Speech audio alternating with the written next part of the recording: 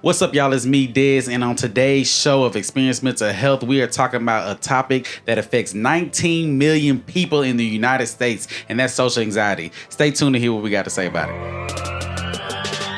What's up, people? We rolling? We good. All right, man. Oh, so we ready? Oh, so you ready to start now? I'm ready. See, I'm really upset how comfortable, because last time we was in here, I was real comfortable, and you like chilling. I wish I was just as comfortable. That's all I'm saying. Hey.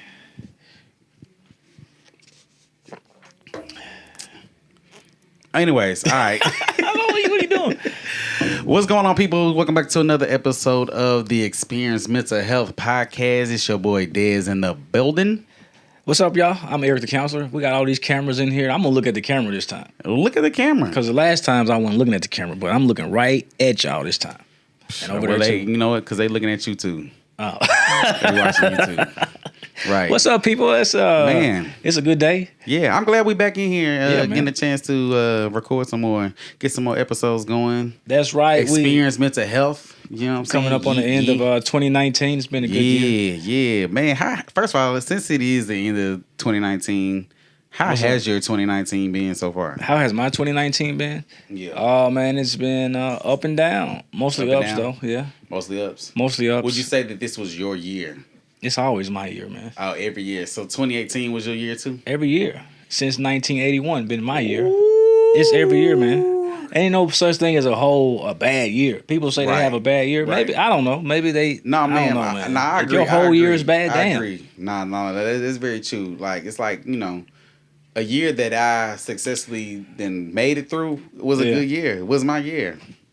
I agree. There ain't no bad years. It's my year. You know what I'm saying? Yeah. So look, and so again, 2020. 2020 is gonna be my year. My year. It's that time. It's about that time to go ahead and start saying this is gonna be my year. Yep. My year. What we got on the discussion table today? All right. So today we are talking about social anxiety. Social anxiety, which I know is something that a lot of people in today's society are dealing with. Man, for one, I brought this topic up to you. Which one?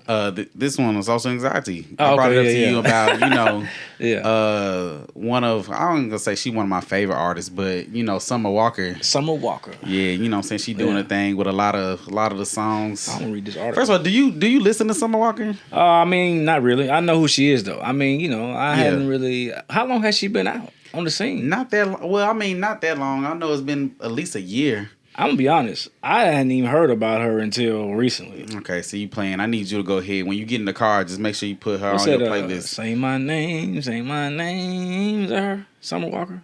Yeah, it's a song like that. Yeah, it's a song like I was finna be like, because I was like, no, that's Destiny Child, but I forget that she kind of like sampled that. But no, but one of the biggest news stories with her is you know, her talking about her social anxiety and how she just canceled like half of a tour because more than half. It's like, you know, she can't deal with the fact of getting close to people, being in you know, being in spaces of large crowds and things like that. She said you know, if she was to pursue this tour, it would literally kill her. Yeah, that's what she's saying here, man. I'm just reading this article. Just read it for you. I thought you would have had it pulled up and ready to go. Essence.com. Summer Walker has canceled 24 of her U.S. tour dates, saying that she is struggling to manage her social anxiety while on the road.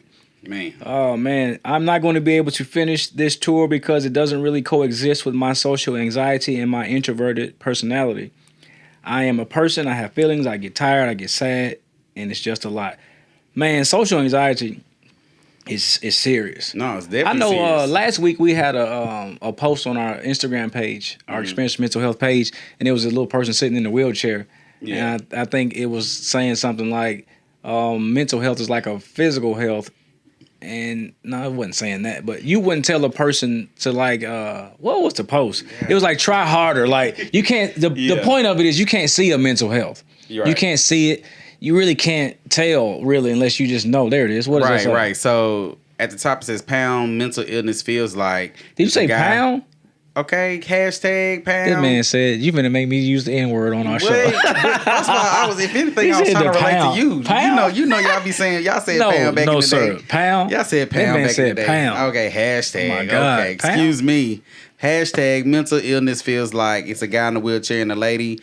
And the guy's all bandaged up, and she looks at him. She says, "Why don't you just try harder?" Yeah, man, that's how I feel. People are treating Summer Walker because they can't see what it feels like to have social anxiety. Like that is debilitating. If you can't stand the fact that there's 15,000 people in the room, right? Just imagine having to stand up in front of those 15,000 people and sing songs. Like that is like and perform debilitating. At a level where people, because people have their opinions now. Now the social media is so prevalent, and people can go online and be like, "Oh, she did a terrible job tonight," and that builds anxiety for a lot of people, right? Just so of the thoughts of what others think about you. Yeah, and and I was hearing people say like, "Oh, it's a part of," right? Which it is. It is a part of being a singer. Celebrities, they're normal people too. Yeah, like just as anybody else. I know one major thing for people, especially in undergrad, what I realized, people get high anxiety for public speaking. Yeah, that's number one fear. That you know what I'm saying? A lot of people can't even do what these artists are doing. Yeah, what I'm saying? Getting up in big arenas, big festivals, and performing in front of thousands. You ever think about like being on the stage like that? I do. Actually, I think I'd kill it. But you think you are a celebrity. You are a celebrity. And it's cool. Don't hate on me. No, I'm not. But listen, like the Summer Walker thing, it's really sad that people are like mad, which I can understand maybe to some degree, but people are like canceling this artist, right? And it's because of a mental illness. Like, if anything, what's going on with our people? I feel like people should be more understanding of her showing her vulnerability. Yeah, you know what I'm saying? Because I'm pretty sure she's not the only artist out there that's dealing with this problem. Some probably don't even talk about it and haven't talked about it for years, but every night or every week or whatever, they get up there and they still do it. And I feel like people in the audience expect her to do the same thing, and then maybe she just can't. Yeah. Man, social anxiety is one of those things where it'll have you questioning yourself. Even as an artist, like everybody bought tickets to come and see you sing. Right. But for some reason you are struggling with, man, like, what are they thinking? Am I going to do this right? Or like, or just seeing all those eyes looking at you, man. That is exactly. I want to talk about how social anxiety has changed from even in your time, Eric. Let's take it back a little bit. You know what I'm saying? I mean, because I just look at the difference of how social media, of course, plays a major role now. But let's remove that and go back to simpler times of like the late 80s, early 90s and stuff like that. The late 80s. So let's talk about tell me about social anxiety back then. Like, how would that play a part to somebody's life? Oh man, it's the same. Like maybe you in school, you're afraid to walk in the cafeteria. Yeah, school is definitely. Schools are scary places. That's where it starts. Yeah, schools are very scary.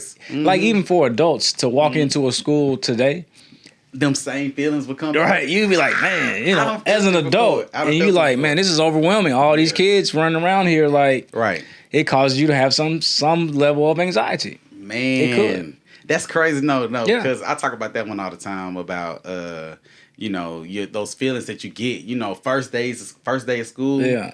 And you walk in, that's why so much pressure on, what your outfit is like, what people gonna say about you. You see that girl that you like, or like all those. Yeah, man, that's what social anxiety is. Yeah. Like you want to get on a bus, you don't want to go to the mall. You're worried about. Matter of fact, you could be afraid to walk past one person, because you're worried about what they might say about you. You're worried about you might fall. How else does it show up? Maybe you got to give a speech in class, or you're worried about, are you going to sound stupid, or are you going to say the wrong thing, and you freeze. Right. You're shaking and trembling, and your social anxiety is right. So let's talk about in today's sense too, because I'm just looking up some things. Like I mentioned already, social media is a major reason for the social anxiety that a lot of people are dealing with, young and old. You can't even just say that it's a young people thing, but older people are experiencing too. You got Facebook, absolutely, Instagram, Twitter, and even you still got the real world, that you're dealing with everything. I don't know, what are some things that you feel that help necessarily cope with the anxieties that may cope come with it? Mm-hmm. Oh man, you gotta first realize that whatever you are afraid of is likely not getting ready to happen. And so one of the cameras just went out in the studio, right. And so we're trying to figure out, producer baby, trying to get her. Right. We back rolling. So yeah, you got to realize that it's okay. And there's a thing called exposure therapy. Yeah. And so the thing that you are afraid of, or the thing that's causing you this anxiety, you have to expose yourself to it. Okay. For example, people have a fear of flying in a plane, right? Yeah. The way you get over that is you go fly in a plane, you have a safe flight, you land, and you realize, okay, I didn't die. Yeah. And then you do it again, and you realize, okay, I did this twice and I didn't die, or nothing negative happened. And the more you do it, the more you're able to lessen that anxiety around. So just forcing yourself into your fear. Maybe not forcing yourself into it, because it sounds like the wrong thing to say. Yeah. But you have to ease your way. Into it. Like people I've heard, some people might have a fear of spiders. Yeah. And so they'll bring a spider in a box and sit it in a room and say, hey, go sit in the room with the spider in the box. In the box. Just sit in there. Just sit in the room. The spider's not doing nothing. That's not scary. But now if you kick that box over and then the spider out, that spider get loose. Scared. Yeah. But that's how you expose yourself to the things that you are fearful of, or the things that cause you to have this anxiety. Like I tell people all the time, if you're afraid to, if your thing is walking past a crowd of people who are already there and that makes you nervous, I'll say, all right, okay. Well, I want you to practice walking by. I just want you to practice just walking by, maybe smaller groups of people, or just practice walking by. Just practice it as often as possible. Right. Because the more you do it, the more you realize, you get comfortable. All right, I'm okay. Another thing that we got to do is ask, what is it about this fear that is so, like, why are you afraid? Yeah. Where does this come from? Where did you learn to be afraid to walk past people? Yeah. Somebody might say, well, I walked past a group of girls one day and they said I had a big head, or they called me ugly, or, one of them tripped me or something, And so now you're afraid to walk past people. Because you think that's going to happen. Because you think that's going to happen, or you walk past and somebody say something like stupid, or, No, you know what I'm saying? People laughing and you thinking they laughing at you, but they're not even thinking about you. Man, I ultimately think that it's really just a lack of confidence. You know what I'm saying?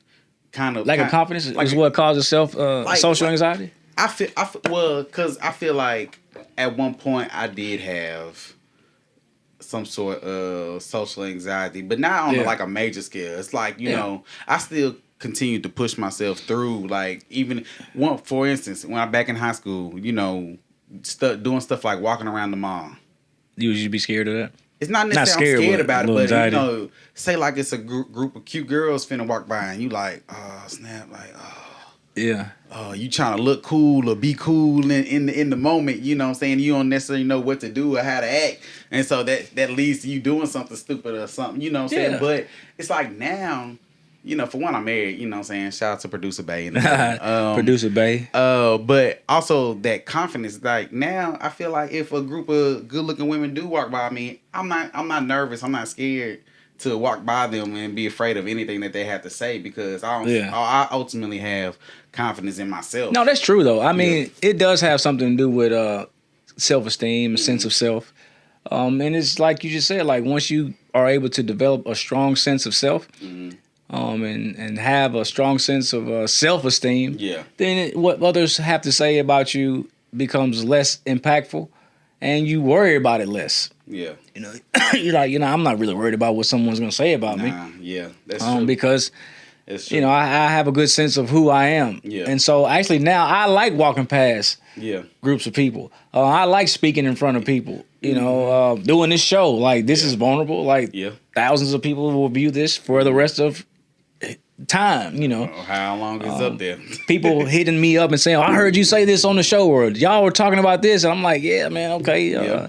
We could be worried about what they say. Are they liking it? What they saying about us? But is it bad? It is what it is. It's not going to stop us from doing the show. What we're doing. Yeah, I will say, man, this is such a great topic for me, because I think about my own, even just bringing up that demonstration of me walking around the mall, right? So I think about back to undergrad. That was another place that, as a freshman coming in, you may have, some type of social anxiety, being a freshman at the Tennessee State University, you know what I'm saying? Yes.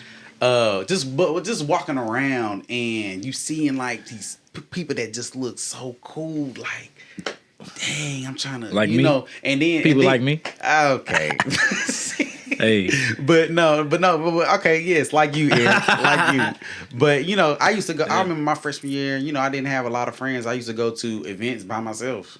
You know what I'm saying? Or I had one of my high school friends that wasn't in college, or they'll come with me. I didn't have like a clique of people that I knew. Cause for one, I didn't live on campus, and two, it's like what I'm saying, I'm still new. It's like I went to school. Went home, really didn't do anything. Now, I know when the whole dynamic changed for me when I joined a fraternity. Yeah. Hey, it was a different thing. What made it different? All right, so now I'm showing up not by myself. I'm showing up with a group of people, and then everybody, and like, I don't know. It's like we used to just walk into an event. First of all, late. You used to walk into an event late, show up in the back, everybody tell me like, oh, it's the Sigmas. Who? You know what I'm saying? Like they just stop and look, and especially if it's like one of the party events and they play a song, we go out there and party hopping and all that stuff. But it's just that I guess that comfort of having like a group of people that you're around and you felt secure in that, because now I'm not by myself. I don't feel out of place, and it don't matter what I'm doing, what I'm wearing. Whatever, it's like I got my guys with me. We cool, It's like you got. It's like a buffer. Yeah, you got a buffer when you with other people. Like all the attention is not on you. Yeah, it's on all of us together. Yeah. I mean that's normal. That's normal. If you got an issue with going places by yourself and you feel anxious or nervous or whatever, and then when you go with people, right, you don't feel that way. I mean that could be normal. Some people feel even smaller with a group of people. You could feel even smaller and have more anxiety. Yeah, depending on the type of people that you're with. I know I can relate to that. Yeah, I've heard it all, man. Yeah. And I want to share this stuff because I know when people are listening, they may not be able to recognize that maybe I got the same issue. And so we always want to make sure that people, I'm going to talk directly to you. Talk to them. Because you might be struggling with this and not know it. So I want to give you guys some symptoms, like some things to look out. So we've already said this. If you are like afraid of criticism and like overly sensitive to criticism, let me say, I always have to say it this way. Just because you might connect with any one of these doesn't mean you have an issue, right? These are just symptoms. Yeah. And to get a diagnosis, there's several things that need to come together. Right. But I'm thinking, like, if you are overly sensitive to criticism, if you have low self-esteem, if you have poor social skills, you're not assertive, meaning people like run you over. You're trying to be a people pleaser. Like these are the types of things that an individual with social anxiety might actually experience. Here's some more stuff. You might find it difficult to be introduced to new people. Going from a room where the people are already settled. Yeah. Like this, like you got to walk into a room where everybody's already in there, they're settled, they're talking to each other, but you're coming in by yourself and late, and now you got to find somewhere to sit. That could be like, that'll make you freeze. Yeah. You know what I'm saying? And so these are the types of things that could trigger social anxiety, right? And then I want to talk about the symptoms. These are basic symptoms of anxiety. Your heart rate increases, your palms start to sweat, you might start shaking, you can't breathe. Yeah. And so this is how you know that you might be dealing with social anxiety. Yeah. And it's okay. You can, it's always important for me as a therapist to let people know that, yes, you might be dealing with these things, but you can get better. You can, most people can and will, get better with these things, but you have to be able to identify it first. And then, like, I want to go back to the Stormy Daniels situation. Stop saying Stormy Daniels. It's Summer Walker. Stormy Daniels is somebody completely different. Way different. But I don't think she has social anxiety I don't think so. But I just think it's just really a shame that. So she, for those who might not know, she went from I think 29 shows to just maybe 9 or 10 shows. She said she can't do it. Like, why would you expect a person to keep subjecting themselves to something that feels like you might, she might have a panic attack. She might feel like she's about to die. Like, why would you expect someone to keep subjecting themselves to it? Because you wouldn't do it. Right. If you are struggling with social anxiety or any type of anxiety, you typically try to avoid the things that cause your anxiety. Right? And so you can't expect a woman or a man to go on stage and go on tour to do these things. Maybe that's something she could have considered before she went on tour. Yeah. I don't know if that was. I don't know. Tour, Yeah. But it just goes to the stigma around mental illness. We think just because you feel like you can do it, well, she should be able to do it because she's a superstar now. Man, stop it. That has nothing to do with your ability to cope with the things that cause you psychological distress, man. And so I just want to take this as a teachable moment to let people realize that mental illness doesn't have a look to it. Right. You know what I'm saying? You can't look at a person and say, oh, they look well. No, they are. And then if they are not well, you feel like they should be well because they look like they should be okay. You know what I'm saying? Like, no, man, mental illness is serious, man, and we got to take it serious. It's unfortunate that this artist is receiving all this because I'm sure this is probably causing her to have more social anxiety. So if somebody's struggling, we gotta be more compassionate. Yeah, you know what I'm saying? Man, show love, man. Be more caring because, like I say, it is a serious thing, and you don't honestly know what people are dealing with on a daily basis. And certain symptoms, that may be okay for you is not okay for the next person. Yeah. I want to give like a little call to action for this show. Give it to them. So I want people to really think about your life. And I want you to think about what makes you anxious. I really want you to think about, like, all right, what situations do I find myself experiencing? Let's start here. We got to start here. Let's start to set the example. I'm asking you. I mean, the traffic situation in my life, it causes anxiety. And I know that causes anxiety. What else causes my anxiety? Just my kids rushing me all at one time. Mm-hmm. Yeah. And they're yelling and being loud, and a lot of loud noises cause anxiety for me. Yeah. The reason I want people to do this, though, is so that you could be aware of what makes you anxious, and then you could actually do something about it. Prevent it from because most people are walking around not really knowing what triggers their anxiety. They're not aware of it, but as soon as you stop and think about it, you can realize and pinpoint the things that make you anxious. And that's when you can start to do something about it. For me, the traffic, I try to avoid it as much as possible. Right. And I'm not successful with that in Nashville. Y'all can't see outside these windows. We are in Nashville. And it's traffic all the time. Dang. But you can't avoid it. And so I try to avoid it. And that's a good thing to do with your anxieties. You got to get on 24. It's just bad. Ain't no way around that. Yeah, but so truly, but identify your anxieties. Yeah. I really want people to do that. That's a good one. Yeah. Because even for myself, one of my anxieties is, as a young videographer in the city, the workload that I take on, being involved with multiple things. Yeah. This podcast, do some other stuff, some other projects here, but being overloaded with work. You know what I'm saying? Then it's causes you to be anxious. Then it's just me. Because telling you get a crew, man. Again, my problem. Bye. Yeah, I do. Okay. But my problem is always agreeing to say yes to people. And we had a show about this, man. Okay. And I'm forever working on myself. What you supposed to say? What's the statement? No, I'm saying no. I'm so sorry. I'm sorry. It's not gonna work for me. It's not gonna work for me. Work for me. Yeah. If you have a problem telling people no, just say, "I'm sorry, that's not gonna work for me." It's not gonna work for me. I can't. So definitely using that. But say like I do have a lot of stuff that I have agreed to do.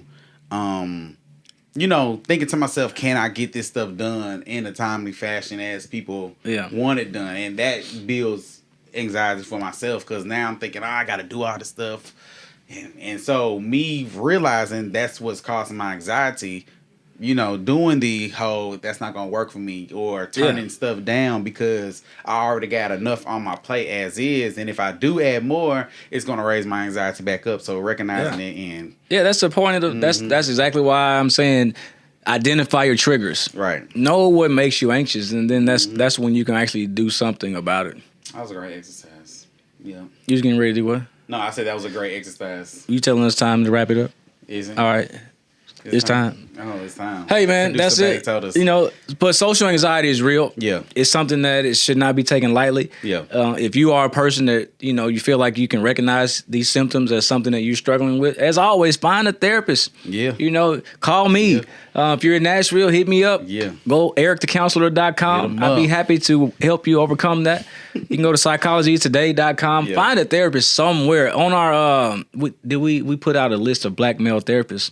Mm-hmm. On our Facebook page. Yeah. So if you go to Experience Mental Health on Facebook, we got a list of I think about 20 black male therapists at all different levels doing all different types of practices right here in Nashville. So if you're in the city, go to our Facebook page. And no matter where you are in the world, you can find a therapist online somewhere. Well, just holler at them then. Holler at them. So listen, be sure to subscribers. We love y'all. Check it out. We about to do a new video for y'all in a minute. So y'all going to start getting that video on your birthday. We got a special shout out for you. Well, just tell them everything. I wasn't supposed to tell them. Be a surprise, Eric. It's still going to be a surprise. Okay. They know what's coming, but they don't know what's in it. I don't know. Maybe. But if you'd like to join that, hit us up. Send us a text message to 31996. Yep. Put the letters EMH. Yep. I said it kind of backwards. Text EMH to 31996, and you will join our list of subscribers. Check us out on Instagram. And you won't miss an episode. You'll be up to date on everything we're doing. Yeah. We got big stuff, man. 2020 is on the way. Yeah, man. YouTube. And I'm excited. We got to tell them about the YouTube channel. Subscribe to the YouTube channel if you have not already. If you're checking us out. Yeah.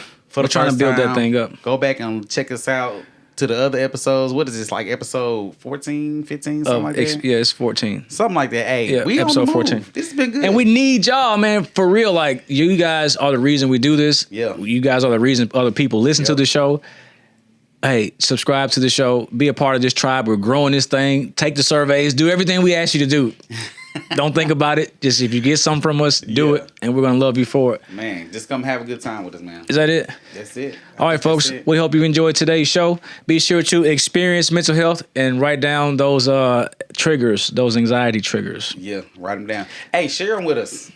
Share them with us. All right, look, Siri's talking. Hey, first of all, you're supposed to say. What I'm supposed to say? Make it a great day, folks. Hey.